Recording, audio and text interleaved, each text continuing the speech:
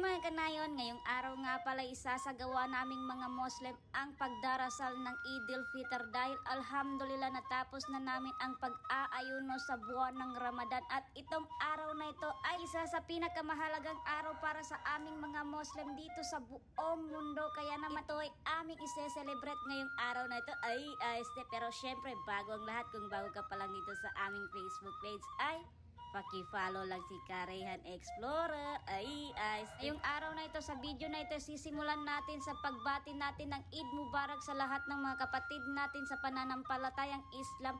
To all my brothers and sisters, Assalamualaikum, Eid Mubarak sa inyong lahat. Naway lahat tayo ay tatanggapin ng Allah Subhanahu wa Ta'ala ang ating mga magagandang gawain at tayo patatawarin insyaAllah. Allahumma amin. Sa mga oras nga pa lang ito ay natapos na nga namin ang sinagawa naming pagdarasal ngayong umaga na ito at habang kami ay umuwi ay ginawa namin ang sunnah o ginawa ng aming mahal na propeta Muhammad. Yun ay kung saan ka dumaan papunta sa lugar kung saan sinagawa ang pagdarasal ay ibahin mo na pag ikay uhin mo na iyong daanan pabalik sa iyong tahanan. Ito na nga, alhamdulillah, kami ay dumating na dito sa aming bahay at sisitawanan ang lahat dahil ang iba ay naligaw ng daanan, ang iba doon napunta, ang iba dito, at kaya naman ang aking pamilya ngayong araw na ito nakapagdesisyon sila dahil ngayong araw nga ay ise-celebrate natin ang pinakamahalaga, isa sa pinakamahalagang araw sa ating mga Muslim. Kaya naman ang aking mga kapamilya ay pumunta dito sa bayan ng Mijayap para naman kami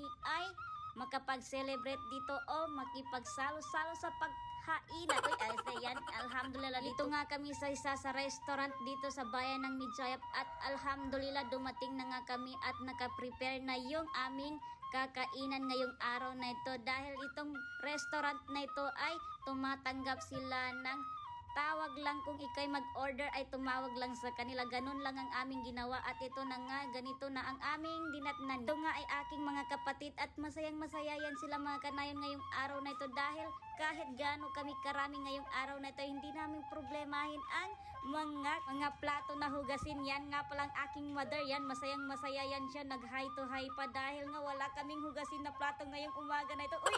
Yan, dumating na nga itong aming mga order, alhamdulillah. Aking tinulungan na nga si ate at kuya sa pag-serve ng mga pagkain ng aking mga kapamilya, mga kanayon, dahil ang pagsaserve ng pagkain ay isa sa naging paborito o naging pangarap ko nung ako'y bata pa dahil tingin ko sa kanila ay napakabait nila dahil nga umuupo lang yung mga bisita o yung mga customer nila ay binibigyan na nila ng pagkain. Kaya naman nung ako'y bata pa ay minsan naisip ko na sana magiging ganito ko paglaki ko.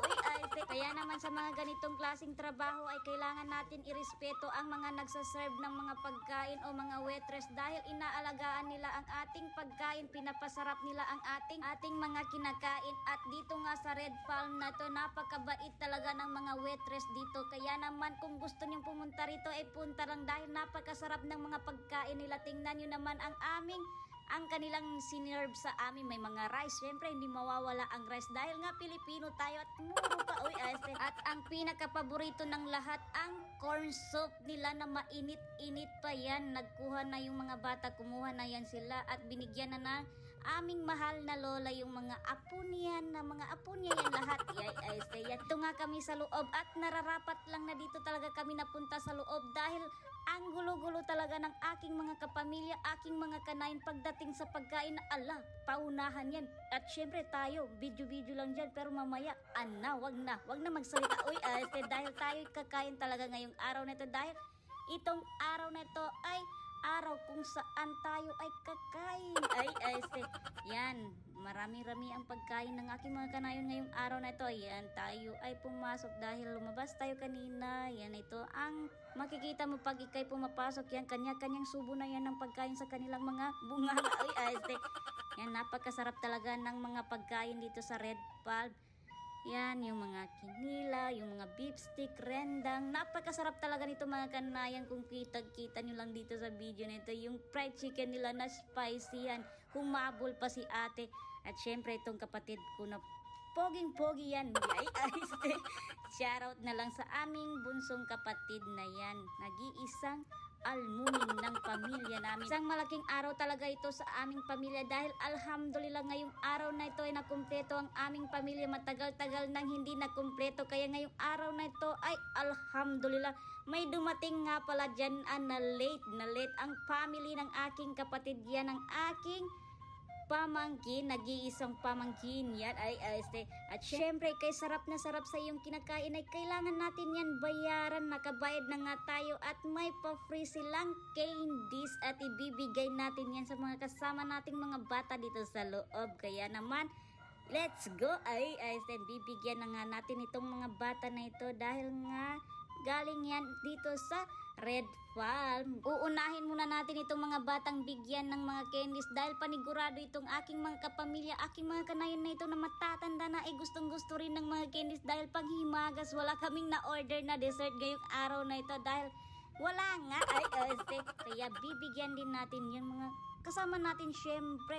Pero uunahin itong ating mga bata yan, nakikita nyo na, kamay-kamay na yan sila dyan, kamay-kamay na yan sila, agaw-agawan na yung mga kapamilya ko dyan, yung mga kapatid natin dyan na mga isip bata.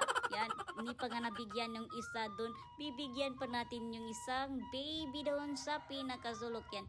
Lollipop para sa baby.